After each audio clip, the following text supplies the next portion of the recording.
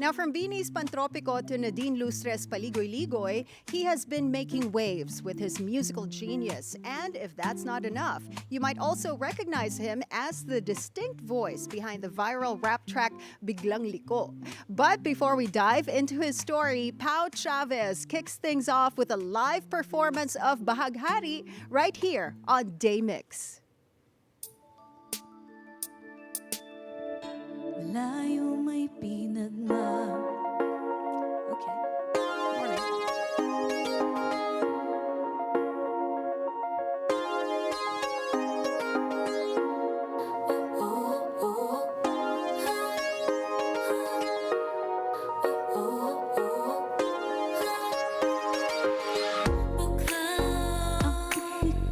Pag malayo ka, kapag ako ay nagsiselos na, kinikilig sa tuwing kausap ka, iba't ibang kulay ang nadarama, matingkad sa aking paningin, yeah.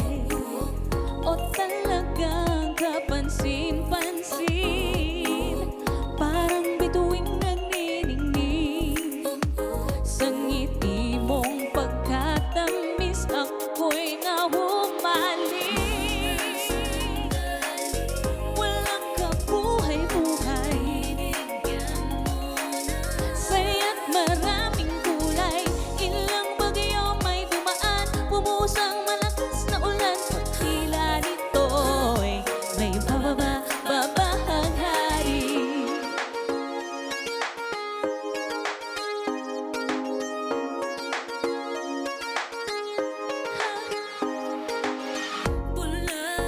Ang pisngi ko pagkatabi kita, kapag ika'y nakakatampo na, pag di ka na silayan o sinta, ikaw ang siyang pintor at ako'y obra, matingkad sa aking paningin, yeah. O talagang kapansin-pansin, parang bituing nagniningning, oh. Mananatili ako sa iyong piling, walang kabuhay-buhay, saya at sobrang kulay, ilang bagyo may dumaan, bumusang malakas na ulan, pagtila nito'y may babaghari, gawa ng iyong liwanag ang dilim, biglang kumupas, ako'y nabihag mo, pumiglas man ay walang baklas, iba't ibang klase ng kulay, hatid ng iyong pag-ibig, gaya ng sa bahaghari, bahaghari.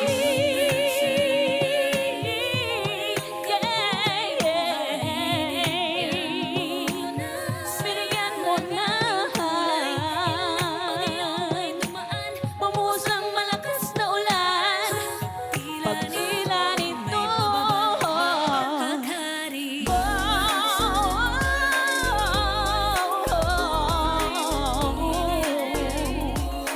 binigyan mo ng kulay, ilang bagyo ay magkasama tayo, may bahaghari. Pagkatapos ng ulan, may bahaghari, naging makulay-kulay.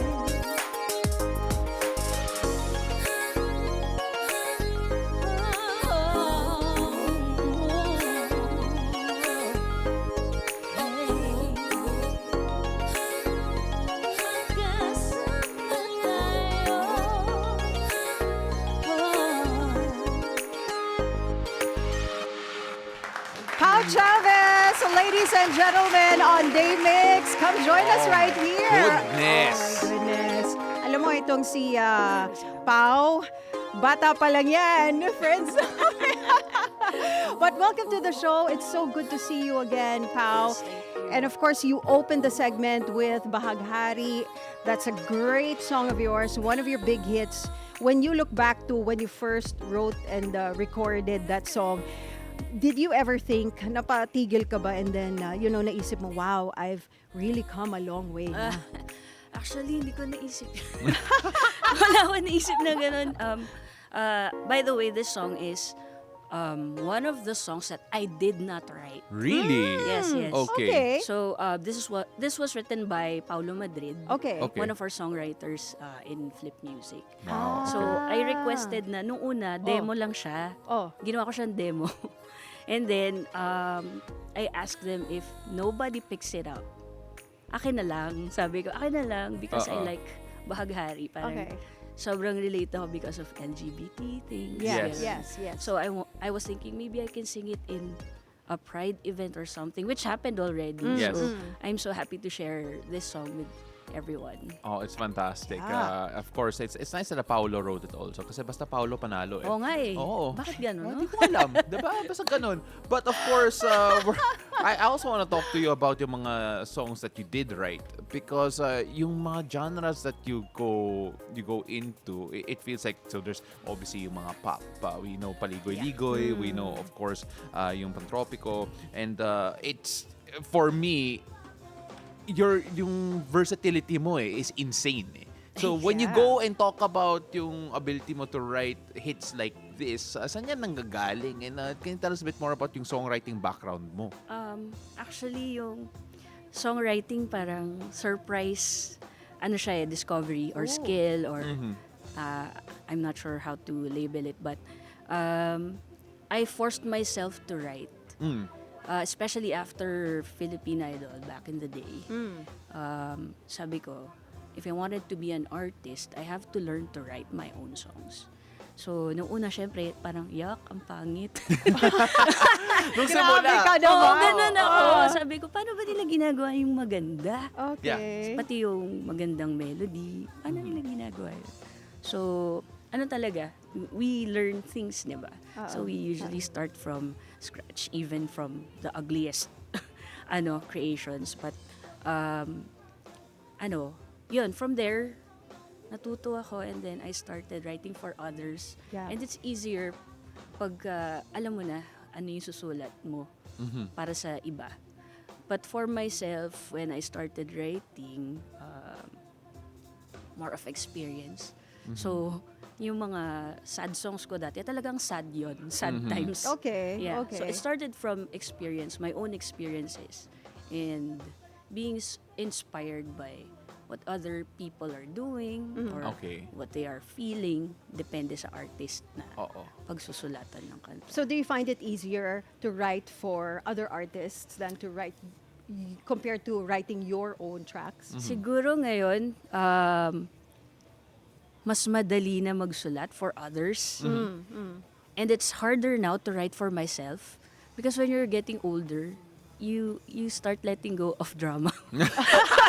That's so true, It's so though. hard to write for myself these days. Okay. I haven't written anything for myself in a while. Okay, Yeah, okay. Oh, that's so interesting. Kasi, syempre, you are comfortable writing for others. But the normal thing is what people say when they write, you write what you know. Yes. So, ano yung approach mo when you write for others? Do you collaborate? Do you talk to them? Do you kind of, siguro, therapy session mo ba sila bago magsulat? How does that process work? Sometimes, like, before nakasulat ako for Sarah G, pinag-aaralan ko yung, syempre, yung range and yung story nila. Maybe it's something they can relate to their parents or their dog. Oo. As simple as that. I research about them, pag artist. Like, the most recent one na ginawa ko, I ask, anong branding niya? Yeah.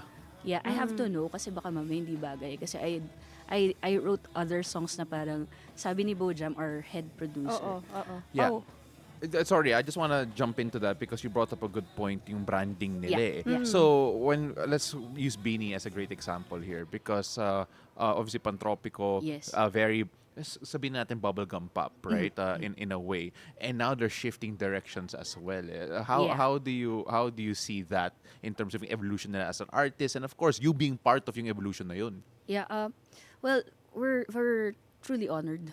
Sobrang honored kami that we were a part of that, part of their career, that point Yeah. in their career. And if they are changing now in terms of sound, that's really healthy and that's really good because, there's no way to stay in there, but to keep up. And it's good to innovate, keep innovating, share new sound. Kasi people, we think, eto lang sila. And the music that we produced before, yung Paligoy-Ligoy nga, hindi ko akalain na magva-viral ulit. Oo. And that was more than, 10 years ago? Right, right. So, parang, nung mga time na yon, ang sabi sa music namin, ang taas, diyan magugustuhan ng masa. I truly don't believe that because Filipinos are talagang malalim na mga musikero. Yes. Marami tayong magaling na musicians. And around those times, there are a lot of undiscovered talent. Pati sa songwriting, sa producing ng mga kanta, ganyan. So, sabi ko, I don't believe that. Kaya yung mga kanta na yun, sabi ko, okay, so it's good na people can hear those things. And now look at the P-pop scene, diba? Yeah. Yeah. So, we're very happy about it and let's keep innovating lang. You know what? I agree with that when you said na nung una sabi ng mga tao masyadong mataas yung sound. But I remember when we first introduced flip music tracks on Wave many years back. How many years? A lot of years. A lot of years. A lot of years. Noted Eh, lang. kasi diba, we launched your single there, Yeah. diba? Iba talaga yung sound ng R&B when Yeah. it's produced by let's say flip music. Talaga you elevated the sound of of R&B, hip hop R&B, diba? Thank you. And you mentioned yung song ni Nadine nag-viral ulit after so many years, and one of the other songs that you collaborated with yung song with Ron Henley, and you know that it's my super personal favorite, Thank Biglang you. Liko. Thank you so Alam mo much. yan, I always tag you when I play Biglang Liko. But unexpectedly nag-viral ulit siya sa TikTok 13 years after its Yeah. release. Why do you think people picked it up again after such a long time? I'm not really quite sure about the formula. Okay. For some reason, even unknown artists, pagka nag-viral doon, pumuputok talaga siya. Which is actually good. Kasi parang, okay, hindi ko rin talaga alam. Sometimes, when we recorded that song, that was very random. Kasi yung bahay ko and the recording place where Bojam used to live, nilalakad ko lang, nasa likod ng bahay namin. One day he said, Lika, record mo tong song ni Ron Henley. Okay. So, naglakad lang ako, andun na ako. Tapos, mabilis lang yun, wala pang isang oras. Tapos, ayun na. Tapos naging hit. Yeah, I think the most spontaneous songs, kasi parang out of fun, nagawa mo siya eh. Yeah. So, siguro yung formula is you enjoy it, whatever you're doing. Yeah. And you know that, regardless kung magustuhan nila o hindi, natutuwa ka. And it's such a catchy track, ha? Yeah, If it you is. listen to it, talagang yan nga ang isa sa mga gym yung music when I work out. Of course, I mean, look, it's 13 years young, diba? It's an adolescent right now, or getting there. But I love yung library mo eh. Like for your own songs and of course for the songs that you write for. And I just having to use BINI as another good example again because of the fact that Pantropiko was so iconic. It was worldwide, right? It really reached a certain level. And at the same time, you mentioned it kanina, and I love it that you said that change is healthy. Change is healthy for in terms of yung sound and yung evolution nila. Ano masasabi mo sa mga nag-hate sa change of direction? Na those who are not necessarily a fan of how things would change. Like some people would want BINI to stick to what they sounded like, or would want siguro other P-pop groups also not to change, just to sound like what their hits were. How would you approach fans who say that, considering yung mga hits mo dati pa, bumabalik naman? Yeah. We can't dictate naman sa ibang tao. But if that's what they like, it's okay lang din. Kanya-kanya naman yan eh. But yun lang, yung change kasi is constant. So, siguro there's a certain way of approaching change for magkakaiba siya per individual or per group of people. So, okay lang. But, syempre, it's good. Ideally, it's good that we are able to adapt. Yeah. Kanina nga, I'm sorry, he mentioned that yung change ng direction ng BINI, you think it's a healthy move. Yeah. Diba? On top of everything, you are also hosting this podcast. Yan, healthy rin yan. Spill the Tea podcast. It is. Oh. It dives into conversations about being trans. So what inspired you and your team to start this podcast? Shoutouts nga pala sa co-hosts ko. Si Bam saka si Gian. By the way, Gian is part of RuPaul's Drag Race Oh, wow. PH. Oh, He's okay. one of the Congratulations. parang pit crew there. So Okay, first okay. trans man siya doon. And si Bam naman, siya yung brainchild nitong podcast because what we noticed was there were no enough representation. And we want to make sure na, magpakita tayo. Let's show up for mga Filipino people kasi we also want to make sure that we are able to share yung info, Right. the right info, and we are able to share yung mga proper channels. Especially for those who are transitioning kasi may mga iba who are self-medicating. So, dangerous yun. Kasi Yes. Right, yeah. whenever you do something like that, talagang risky siya. So, At risk, yeah. best na may doctor na nakakausap, may mga tao na makakapagbigay sa'yo ng advice para alam mo yung gagawin mo. Yeah. Sorry, because we're talking about other things as well. Your podcast obviously is a big deal. I encourage you all to see it. Spill the tea. Yes. And of course, another thing is that you're also into paddling. Yeah, I've been Yes. doing dragon boat naman with Yes. VP Dragon Boat team. Oo. I had to clarify it that when we say paddling, we mean dragon boat eh. Kasi Yes. kung naka-paddle ka or pickleball, ganun, ibang usapan rin yun eh. You've been doing that for a long time now, right? Yeah. Yes, since 2009. 2009. Yes. Grabe. You know, parang hindi ka nawawalan ng energy. Pampabata yan eh, di ba? That's true. Yeah, Oo. I mean, Yeah. we grow old, start aging when we treat ourselves as parang old people na we can't move, 'di ba? So, ako din, this is something that I want to be I want to keep myself in kasi gift ko to my future self. Yes. Yeah. Alam mo, we saw the fitness journey post here from Kinetics as well, and we're seeing that in general. So first of all, good luck to that. I'm sure Thank you're you not so done much. yet, diba? Not yet. Not yet. I get you 100%. Yun nga, before we wrap things up, are there any projects in the works for you? Well, for me, I'm now doing a lot of songwriting. Okay. Okay. Sometimes I do gigs, but most of the time we promote na yung podcast. So please check out Spill the Tea. It's over Spotify. You can listen to it or watch it. We have our videos there. So 2 seasons na kami. To all our gender brothers and sisters, this is for you.